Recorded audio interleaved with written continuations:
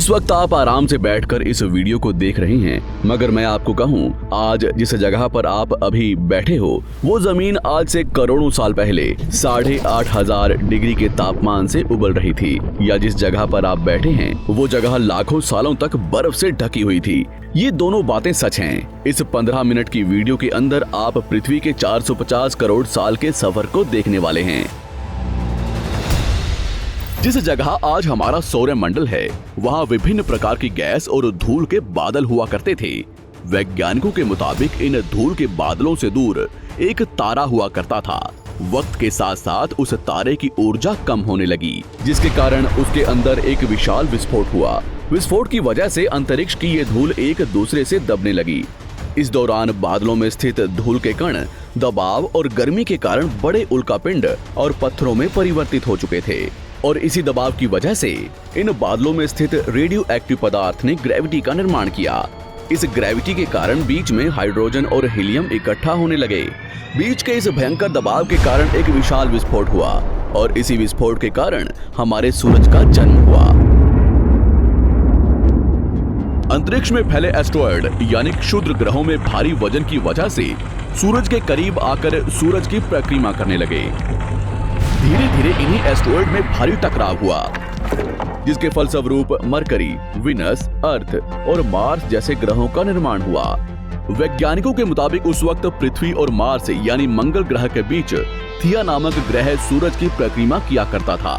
पृथ्वी पर ग्रेविटी होने की वजह से सूरज की परिक्रमा करने वाले एस्टेरॉयड अब पृथ्वी की परिक्रमा करने लगे, और धीरे धीरे करोड़ों सालों तक ये पृथ्वी पर गिरते रहे।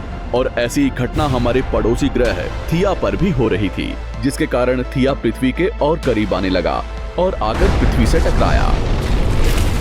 इस भयंकर टकराव की वजह से पृथ्वी के हिस्से कणों के रूप में अंतरिक्ष में फैल गए और एक रिंग्स की तरह पृथ्वी की परिक्रमा करने लगे। इन्हीं परिक्रमा करते हुए कणों में टकराव होने लगा, जिसके कारण हमारे चांद का निर्माण हुआ। उस वक्त पृथ्वी पर सिर्फ एक ही समुद्र हुआ करता था, और वो था 1900 डिग्री सेल्सियस की तापमान पर उबलते हुए लावे का। उबल रही थी वो सारी चीजें जिसे आज आप अलग अलग नाम से जानते हैं। वक्त के साथ साथ पृथ्वी धीरे धीरे ठंडी हो रही थी, जिसके कारण पृथ्वी के भारी तत्व जैसे धातु और रेडियो एक्टिव पदार्थ पृथ्वी के केंद्र में जाकर इकट्ठा हो गए, और हल्के पदार्थ पृथ्वी की सतह पर आ गए। लाखों सालों तक पृथ्वी पर उल्कापिंडों की बरसात हुई, और इन गिरते हुए उल्कापिंडों में जमा था नमक, मिनरल्स और पानी। करोड़ों सालों तक इन उल्कापिंडों की बरसात होती रही, और धीरे धीरे पृथ्वी की ऊपरी सतह पानी से ढकने लगी। वैज्ञानिकों के मुताबिक यही वो वक्त था जब दूर गहरे पानी के अंदर निकलते ज्वालामुखियों से पहली बार सूक्ष्म जीवों का निर्माण हुआ। लाखों सालों बाद एक वक्त ऐसा आया जब पृथ्वी की पूरी सतह पानी से ढक चुकी थी। हमारी पृथ्वी के सबसे अंदर का कोर रेडियो एक्टिव पदार्थ से बने होने की वजह से हरदम गर्म होता रहता है, लेकिन जब भी पृथ्वी की ऊपरी जमीन ठंडी हो जाती है, तब पृथ्वी के अंदर की गर्मी बाहर नहीं निकल पाती, जिसके कारण ज्वालामुखियों का निर्माण होता है। और उस वक्त कुछ ऐसा ही हुआ। पानी से ढकी हुई पृथ्वी पर हजारों की तादाद में ज्वालामुखी निकलने लगे, और आने वाले लाखों सालों तक इन ज्वालामुखियों का निकलना जारी रहा, जिससे पानी के ऊपर जमीन का निर्माण हो रहा था। इस वक्त भी पृथ्वी पर वातावरण ना होने की वजह से अंतरिक्ष से उल्कापिंडों की बरसात हो रही थी। आज से लगभग 300 करोड़ साल पहले पृथ्वी पर ऐसा वक्त आया जब पृथ्वी का वातावरण लगभग स्थिर होने लगा था। ज्वालामुखी निकलने धीरे हो गए थे, और पृथ्वी का एक दिन 12 घंटे का हुआ करता था। साल बीतते गए, और धीरे धीरे ये सूक्ष्म जीव विकसित होते गए और समूह में रहने लगे। आज से लगभग 250 करोड़ साल पहले पहली बार पृथ्वी पर ऐसे जीवों का निर्माण हुआ जो जीने के लिए ये पानी के अंदर के मिनरल्स यानी खनिज पदार्थ और धूप का इस्तेमाल करते थे, और मल त्याग के रूप में ऑक्सीजन बाहर निकालते थे। इस वक्त तक पृथ्वी पर ज्यादातर ज्वालामुखी निकलने बंद हो चुके थे, और इन माइक्रोबैक्टीरियाज की वजह से वातावरण में ऑक्सीजन की मात्रा बढ़ रही थी। वातावरण में ऑक्सीजन बढ़ने की वजह से पृथ्वी का वायुमंडल बनना शुरू हुआ, और आने वाले हजारों सालों तक वातावरण में ऑक्सीजन की मात्रा बढ़ती रही। जिसकी वजह से पृथ्वी के ज्यादातर हिस्सों में ये सूक्ष्म जीव फैल गए। हजारों सालों बाद एक वक्त ऐसा आया जब पृथ्वी में ज्यादा ऑक्सीजन बढ़ने के कारण ये सूक्ष्म जीव मरने शुरू हो गए। उस वक्त तक पृथ्वी का वातावरण ठंडा होने के साथ साथ ऑक्सीजन से भी भर चुका था, जिसके कारण जमीन और वातावरण में स्थित आयरन यानी लोहे के मिनरल्स पानी में स्थित ऑक्सीजन से रिएक्ट होने लगे। और एक वक्त ऐसा आया जब पृथ्वी की जमीन आज के मार्स के जैसे लाल हो चुकी थी। वक्त बीतने के साथ साथ धरती की टेक्टोनिक प्लेट्स में दरार होने लगी, जिसके कारण पृथ्वी के अंदर का लावा जमीन की तरह कई लाखों सालों तक खुला उबलता रहा।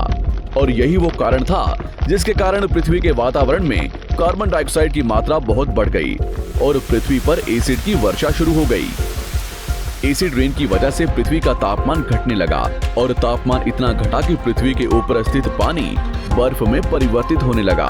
पृथ्वी पर पहली बार भयंकर आइस एज आया। इस वक्त पूरी पृथ्वी सफेद बर्फ से ढक चुकी थी। आमतौर पर जब धरती पर सूरज की किरणें गिरती हैं, तब जमीन उन किरणों को सोख लेती है, मगर क्योंकि पूरी पृथ्वी बर्फ से ढक चुकी थी और क्योंकि बर्फ सफेद और चमकीली होती है, जिसके कारण सूरज की किरणें धरती पर गिरने के बाद वापस चली जाती थी। इसी कारण से पृथ्वी कई लाखों सालों तक बर्फ से ढकी रही, मगर फिर से पृथ्वी के अंदर स्थित गर्मी ज्वालामुखी के रूप में निकलना शुरू हो गई और इन ज्वालामुखियों से निकलने वाली गर्मी ने बर्फ को पिघलाना शुरू कर दिया। इसी बीच पृथ्वी की गहराई में बचे कुछ सूक्ष्म जीव धीरे धीरे बदल रहे थे और अब वो ऑक्सीजन को अपने शरीर को बड़ा और जटिल बनाने के लिए इस्तेमाल करने लगे थे। इस बीच पानी में अलग से भी छोटे समुद्री पौधे निकलने शुरू हो चुके थे। बाहर जैसे जैसे ज्वालामुखी निकल रहे थे, वैसे वैसे वातावरण कार्बन डाइऑक्साइड की वजह से गर्म हो रहा था। वक्त के साथ साथ बर्फ तो पिघलने लगी, मगर धरती पर फिर से एसिड की वर्षा शुरू हो गई, जिसके कारण फिर पृथ्वी ठंडी होने लगी और फिर पृथ्वी की ज्यादातर सतह बर्फ से ढक गई। ऐसा बार बार कई हजारों सालों तक होता रहा और इसी कारण से अब समुद्री जीव धीरे धीरे वातावरण के हिसाब से विकसित हो रहे थे। इस बीच कई सारे जीव और समुद्री जंगल्स विलुप्त हो गए, मगर जो बच गए वो धीरे धीरे पृथ्वी के बदलते तापमान के हिसाब से ढलते गए और अब हजारों सालों बाद समुद्री पेड़ बर्फ की वजह से पूरी तरह से मरते या सूखते नहीं थे। अब सूक्ष्म जीव समुद्री जीव बन चुके थे। जब फिर से ज्वालामुखियों ने पृथ्वी की बर्फ को पिघलाना शुरू किया, तब ये समुद्री पेड़ जल्दी विकसित होकर फैल गए।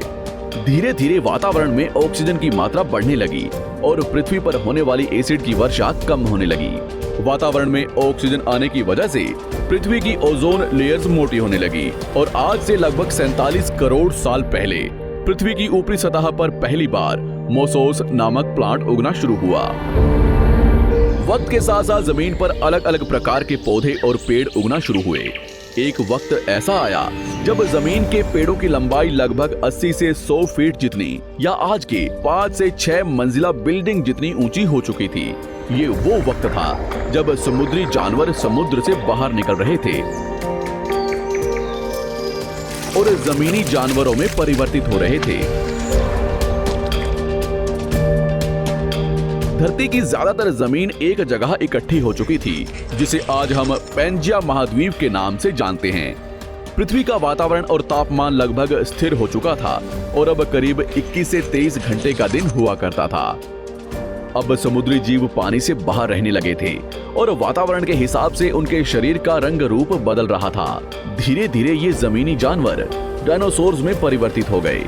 जिन डायनासोर्स ने पेड़ पौधे खाने शुरू कर दिए, उनका शरीर लंबा और विशाल रूप से विकसित होने लगा। कुछ डायनासोर्स शिकार किया करते थे, जिसके कारण वे छोटे और तेज होते चले गए।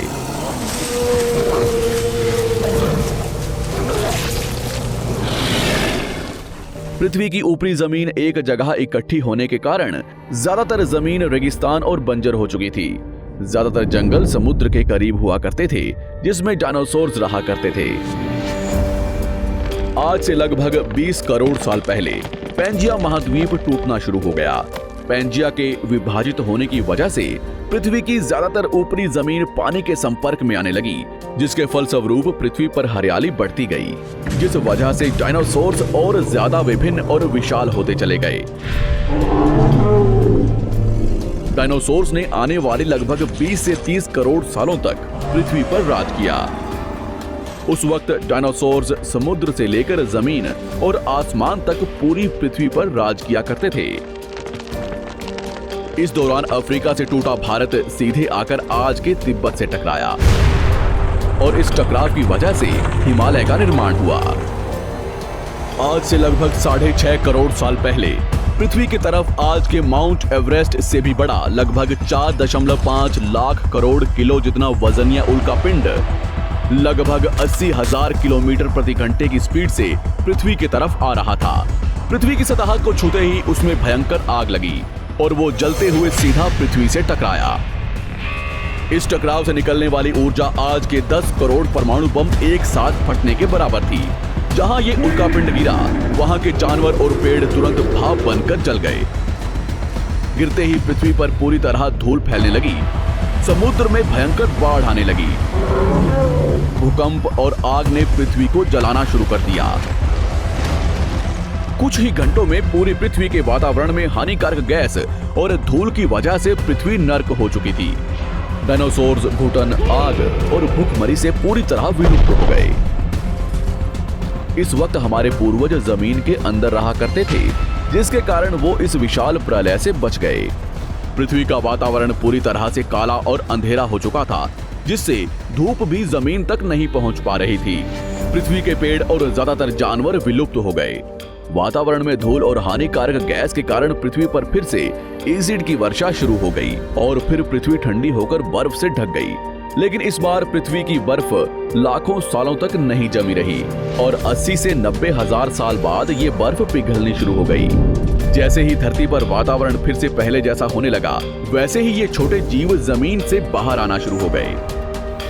उस वक्त पृथ्वी की बर्फ पिघलनी शुरू ही हुई थी, जिसके कारण अफ्रीका में घने ठंडे जंगल हुआ करते थे और इसी बीच ये जमीनी जीव बंदरों में परिवर्तित हुए। मगर जैसे जैसे पृथ्वी गर्म होने लगी, वैसे वैसे अफ्रीका के ये जंगल सूखने लगे। जंगल की चीजें खाने वाले बंदरों को खाने की कमी होने लगी। खाने की तलाश में इन बंदरों ने अपने पैरों पर चलना शुरू कर दिया, जिससे उन्हें दूसरे जानवरों के शिकार करने में मदद मिलती थी।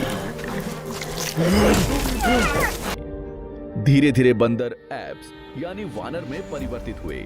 खाने की तलाश में ये एप्स पृथ्वी के दूसरे हिस्सों में फैलने लगे और धीरे धीरे उनके शरीर का रंग रूप वहां के मौसम के हिसाब से बदलता गया। वक्त के साथ साथ हम आदिवासी बने। हमने हथियारों से लेकर आग का आविष्कार किया। हम धीरे धीरे इंसान के रूप में विकसित हुए।